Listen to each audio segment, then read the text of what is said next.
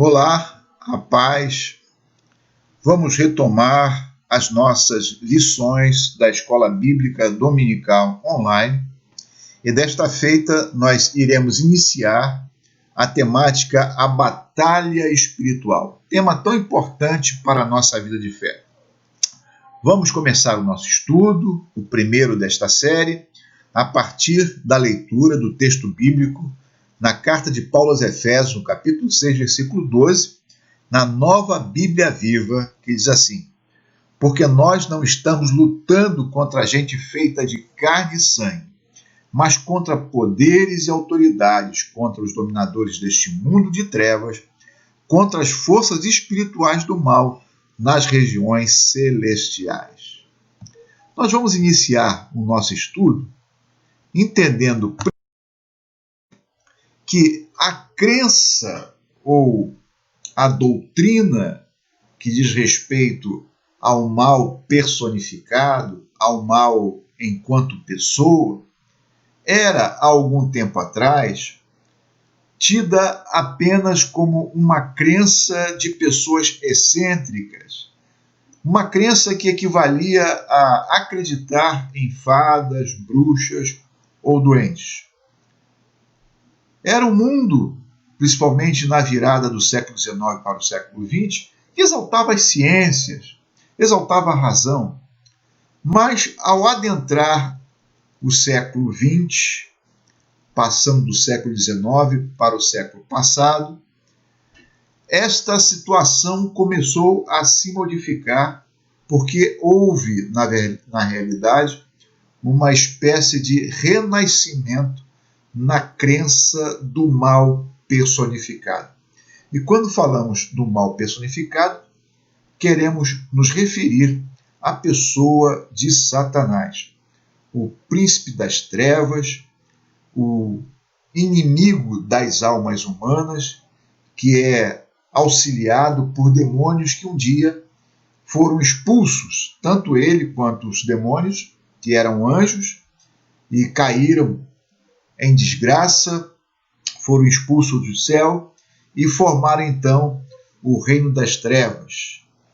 Essa visão acerca do mal enquanto pessoa, do mal personificado, ele, ou ela, melhor dizendo, a partir do século XX, e hoje, na atualidade, nós vemos que em muitos lugares, como aconteceu lá no estado de Arkansas, na cidade de Little, nós podemos ver aqui uma foto, em frente ao Capitólio, naquela cidade, uma espécie de manifestação em favor de um templo satânico. Colocaram ali a estátua de Baphomet, que é uma representação do diabo, e esses seguidores dessa seita satânica reivindicaram para a sua organização, o tratamento equivalente ao dado às igrejas, ou às mesquitas, ou às sinagogas, aos templos religiosos. Nós podemos ver que essa caminhada de exaltação ao personificado, ele vem se estendendo ao longo do século XXI, e iniciou-se no século XX, principalmente no mundo do entretenimento, da cultura. Na década de 60, houve uma onda de roqueiros como os Rolling Stones, que fizeram, em 1968, uma música que tinha o título Simpatia pelo Diabo. A partir daí, então, nós podemos ver por essa figura terrível que os Rolling Stones aparentavam, ou apareceram, ou deixaram aparecer, né, durante a gravação deste álbum de rock.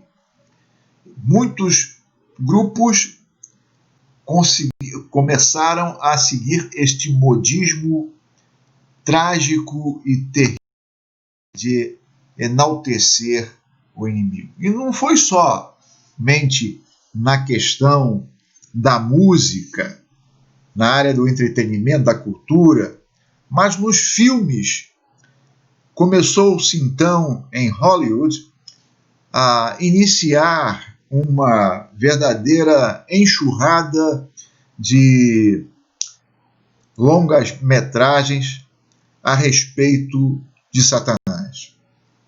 Um destes filmes que fez muito sucesso foi o Exorcista, de 1973, onde a atriz Linda Blair e outros tantos atores viam nos bastidores coisas terríveis acontecendo, porque brincar com lidar com coisa perigosa.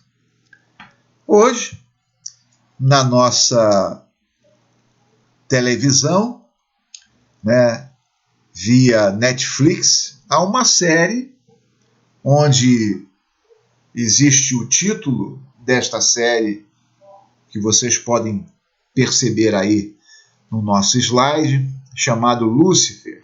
Né?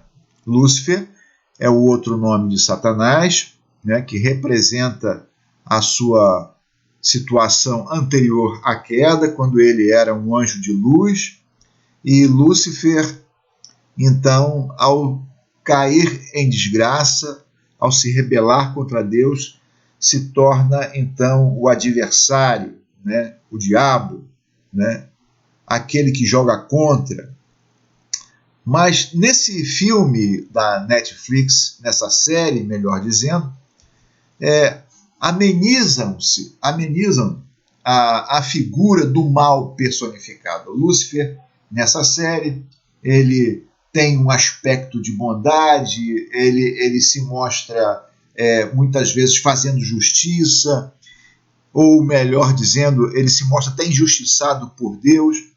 É algo terrível, mas essas ideias equivocadas a respeito do diabo vão passando para a maioria das pessoas, e aqueles que não têm conhecimento bíblico se deixam por esse erro, este equívoco. E como eu estava dizendo, esta questão do mal personificado e da crescente exposição de pessoas à figura do maligno, nós podemos perceber que levou até mesmo a Igreja Católica, através das suas entidades de ensino, a organizarem cursos especiais para a formação de padres exorcistas. E por quê? Porque a Igreja Católica percebeu que o número de pessoas possuídas pelos demônios vinham crescendo anos e após anos. Nessa reportagem da revista Isto É, de 27 de abril de 2018, nós podemos ver que a Igreja Católica contabilizou, naquele ano, na Itália, cerca de 500 mil pessoas que buscaram sessões de exorcismo nas diversas paróquias para que as pessoas pudessem estar livres das ações do maligno, do diabo. E por que isso? Porque essa crescente onda e essa crescente busca de muitas pessoas em ter contato com o oculto, em ter contato com magia negra, em ter contato com as coisas do mal, vem fazendo com que um número expressivo de pessoas sofram ações por parte do reino das trevas. Por isso que a Igreja Católica ela achou por bem formar esses padres para combater esse tipo de ação ou de postura de alguns que vivem em contato com as coisas do mal terrível. Mas percebam bem, eu tive a preocupação de recortar este anúncio das lojas americanas. Eu creio que aqui dá para vocês perceberem nesta propaganda desta loja tão famosa no Brasil, a venda de tábuas Ouija. O que significa isso? Tábua Ouija é uma tábua com várias letras e números que as pessoas usam para entrar em contato com os demônios. E isso está à disposição das crianças. Há algum tempo atrás, eu passeava com minha esposa e meus filhos lá no Barra Shopping, e numa das lojas, se eu não me engano, a ReHap, uma loja de brinquedos, estava lá uma tábua Ouija à venda. Ou seja, as crianças hoje, para além da televisão, para além dos filmes, para além até mesmo das músicas, as crianças hoje estão tendo acesso ao ocultismo de uma forma bastante explícita e assustadora. O poder das trevas vem se revelando a cada dia mais. E nós precisamos conhecer estas estratégias do reino do mal para combater e libertar várias almas das garras do inimigo. Por isso que Paulo, na segunda carta aos Coríntios, no capítulo 2, versículo 11, ele fala o seguinte: a fim de que Satanás, com a sua astúcia, com a sua maneira cautelosa de ser, planificada, com as suas estratégias, não obtivesse vantagens sobre nós, pois conhecemos bem tudo o que ele está procurando fazer. O que Paulo está dizendo no texto? Ele está dizendo que o reino das trevas, ele possui estratégias. Satanás, junto com caídos, eles têm estratégias e planos bem elaborados com o intuito, com o objetivo de destruir a raça humana.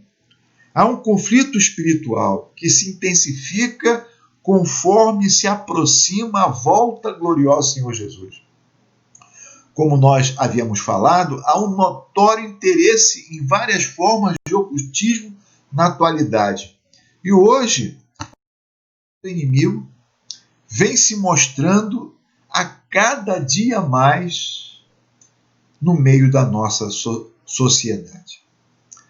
Um autor famoso, o Dr. Mark Bubeck, no seu livro O Adversário, da Edições Vida Nova, ele diz que apareceu nos nossos dias o sobrenaturalismo, que é uma forma das pessoas desfrutarem do contato com aquilo que é paranormal, sem vínculo religioso.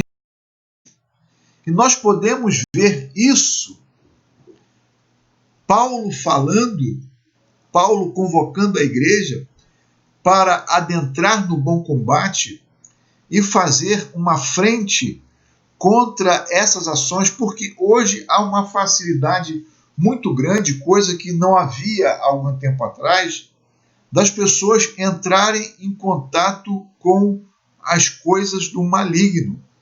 E esse entrar em contato com alguma coisa do maligno, seja através de ocultismo, seja através de uma invocação aos mortos, aos espíritos, seja através de tábuas Ouija, seja através de busca de ações paranormais, de fenômenos, isso não será algo feito de uma forma bastante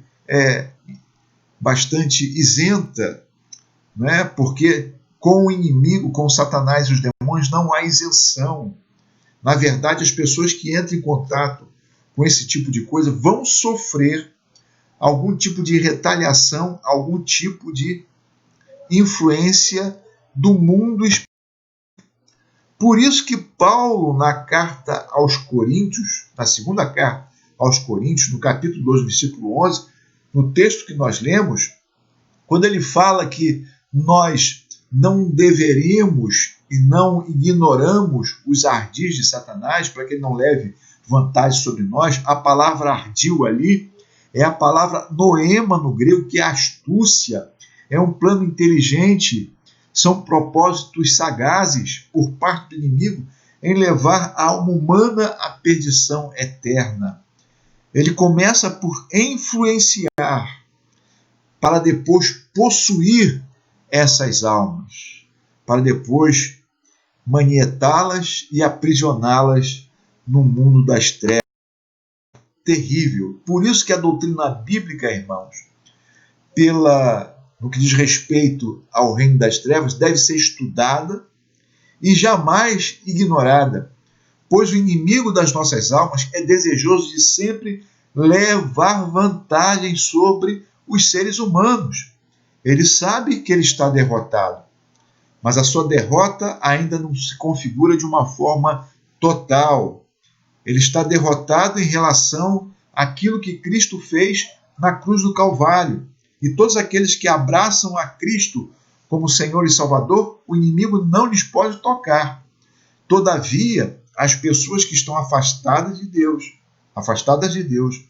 as pessoas que não têm a proteção do Altíssimo, essas pessoas correm um risco tremendo ao entrarem em contato com o inimigo, ao entrar em contato com o reino das trevas, ao entrar em contato com o mal. Por isso que nós possamos nos fortalecer na força do Senhor e no seu poder para não somente enfrentar o mal sem temor, sem perdas e perceber os constantes ataques que ele faz junto com os seus anjos à humanidade e às pessoas que ele quer manipular, que ele quer escravizar, porque ele sabe que o seu tempo é curto.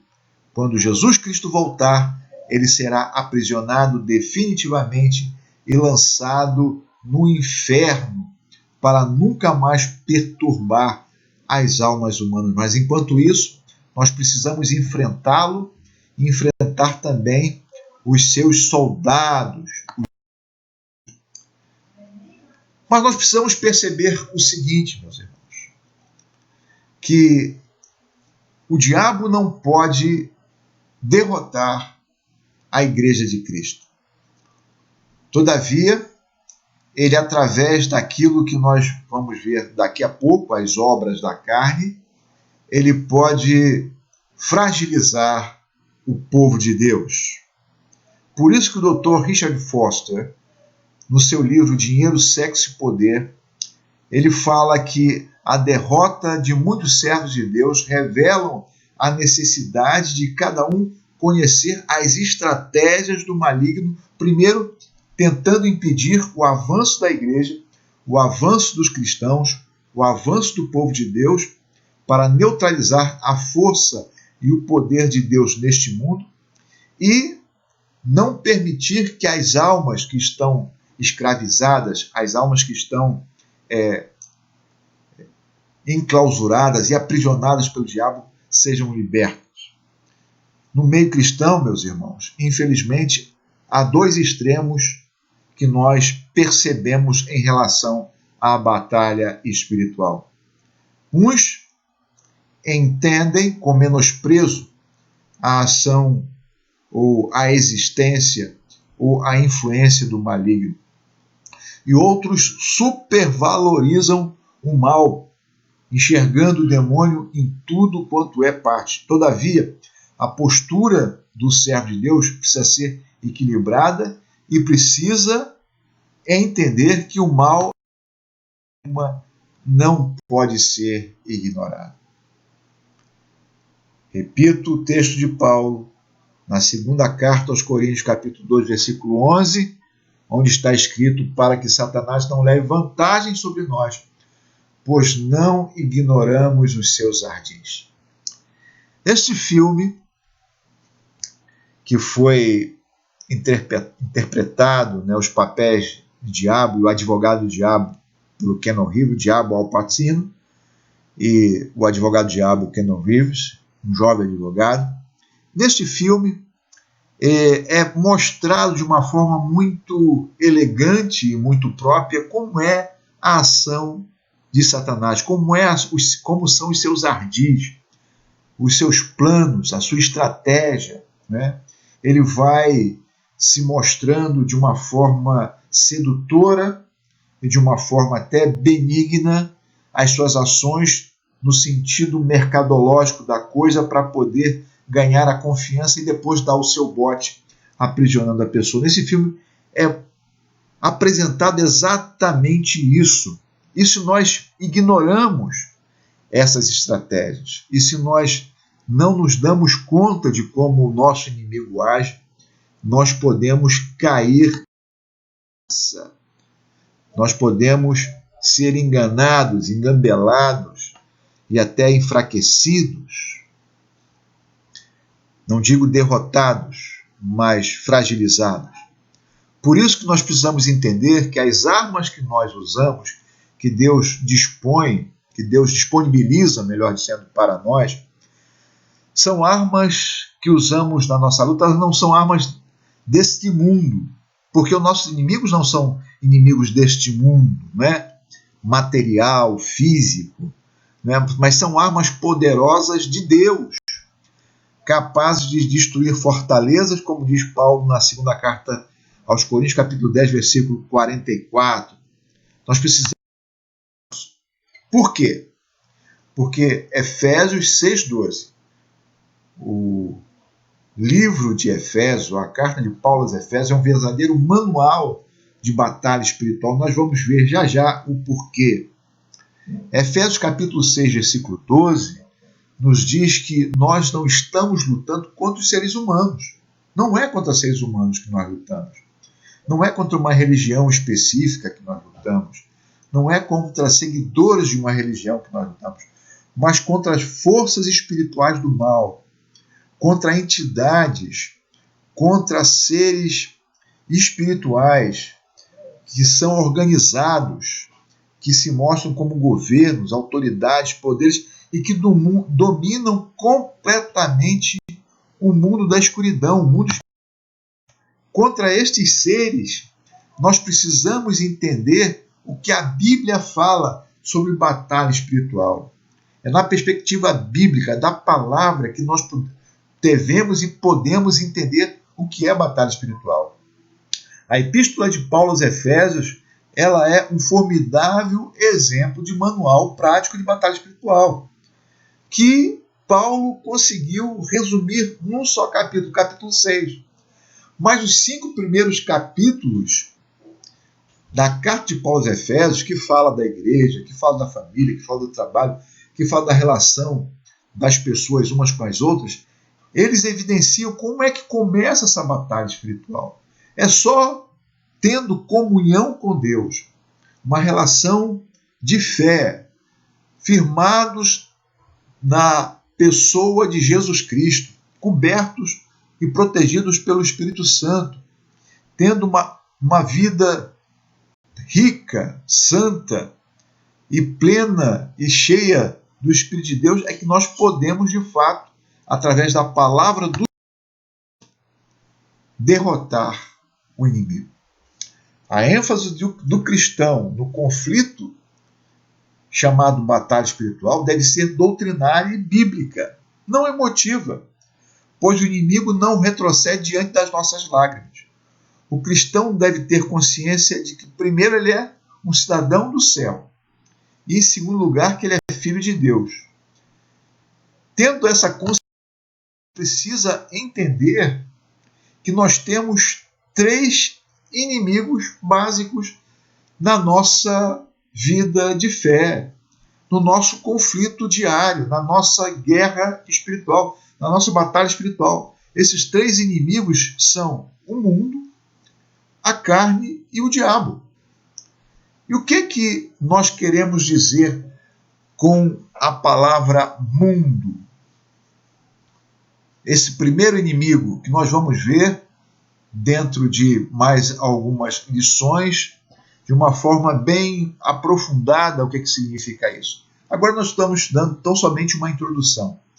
Mundo no texto de 1 João, capítulo 2, versículos 15 e 17, não é um mundo físico criado por Deus que na Bíblia, lá em Gênesis, no primeiro livro da Bíblia, é muito bom. Um mundo criado por Deus, com as criaturas que Deus criou, ou seja, os animais, os seres humanos, as árvores, as montanhas, né? O céu azul, o mar. Esse mundo é um mundo bom. Mas quando a Bíblia se refere ao mundo enquanto inimigo das almas humanas, é o sistema cruel criado e sustentado por Satanás. Esse mundo tenebroso de trevas, onde a crueldade, a injustiça dos homens que vivem e fazem a vontade do reino das trevas. Mas há um segundo inimigo do ser humano, que é a sua natureza caída, uma vez que o homem pecou através de Adão no Éden, e nós, seres humanos, herdamos essa natureza caída. Conforme Paulo escreve na carta aos Gálatas, nós vamos ver isso com mais vagar dentro de algumas lições. Esta chamada as obras da carne, né, que Paulo fala ali no capítulo 5 da carta aos Gálatas, elas também são um ponto de contato com o reino das trevas, dão legalidade para o inimigo trabalhar nas vidas e fazem com que as pessoas se afastem de Deus. Por isso que a carne, não o corpo do ser humano, mas a sua natureza caída, que o impele para o mal, para as bebedeiras, para a glutonaria, para a luxúria, para a inveja, para os conflitos entre as pessoas, estes aspectos da natureza caída do ser humano ajuda o inimigo a ter influência nas vidas humanas. Por isso que é considerado também um inimigo do ser humano. E o terceiro inimigo, para além do mundo e da carne, é o próprio diabo, né? Um ser totalmente cruel, ruim, impiedoso, que chefia um número enorme de anjos caídos e que são considerados demônios, pois o são, de fato, e maquinam dia e noite sem parar como podem destruir os seres humanos. Mas é preciso que nós falemos algo importante, já caminhando para o final da nossa explanação. Neste conflito, se quisermos vencer, jamais poderemos nos apoiar na nossa própria força, mas unicamente no poder do Senhor. Precisamos seguir o exemplo do arcanjo Miguel lá em Judas, na Epístola de Judas, no versículo 9. Quando o arcanjo Miguel, numa batalha espiritual com Satanás, a respeito do corpo de Moisés, o texto bíblico diz que o arcanjo Miguel, poderoso anjo, defensor do Estado de Israel, ele não usou insultos, nem usou a sua própria força para combater o diabo, para combater o inimigo. Ele tão somente disse que o Senhor te repreenda, que o Senhor repreenda você. Ele não usou suas próprias forças enquanto um anjo poderoso. Ele clamou, pediu e solicitou a ajuda de Deus para vencer o inimigo. E nós devemos também seguir esse exemplo. Nós não podemos, em hipótese alguma, nesta batalha, fugir da perspectiva bíblica para este conflito. O que vai nortear a nossa luta, o que vai nortear a nossa maneira de se opor ao inimigo será sempre a palavra de Deus e aquilo que ela ensina. Por isso, é preciso que nós façamos algumas perguntas básicas antes de continuarmos com o nosso estudo. Primeiro, como eu posso reconhecer as tentativas do mundo que me forçam a adotar os seus moldes. Por exemplo, como eu falei, a cultura mundana é uma cultura satânica, uma cultura que não prega e não propaga a justiça, não propaga a harmonia. Pelo contrário, como nós vimos nos filmes, nós vimos nas músicas, nós vimos nas ações de pessoas, percebemos que a cultura do mundo, desse mundo caído, desse mundo tenebroso, desse mundo afastado de Deus, é sempre uma ação anti-Deus e anti-palavra. Segunda coisa, ou segunda questão que nós levantamos, como posso derrotar as obras da minha natureza carnal? Qual é o antídoto que a Bíblia nos ensina para combater isso e não darmos, enfim, espaço ou lugar ao inimigo nas nossas vidas? A Bíblia vai falar que isso também é um aspecto de batalha espiritual. Terceiro, como eu posso reconhecer as ações demoníacas cuja finalidade é me destruir ou destruir a humanidade? Ou seja, precisamos compreender o que significa batalha espiritual. E esse será o norte, esse será o momento, e esse será a estratégia que nós abordaremos no decorrer das nossas lições a partir de agora. Que Deus nos abençoe e Deus faça com que nós possamos vivenciar a sua palavra plenamente neste dia e de agora em diante, a fim de que nós possamos, com Cristo e através de Cristo e por Cristo, vencer o conflito espiritual com o reino das trevas. Que Deus a todos abençoe. Amém.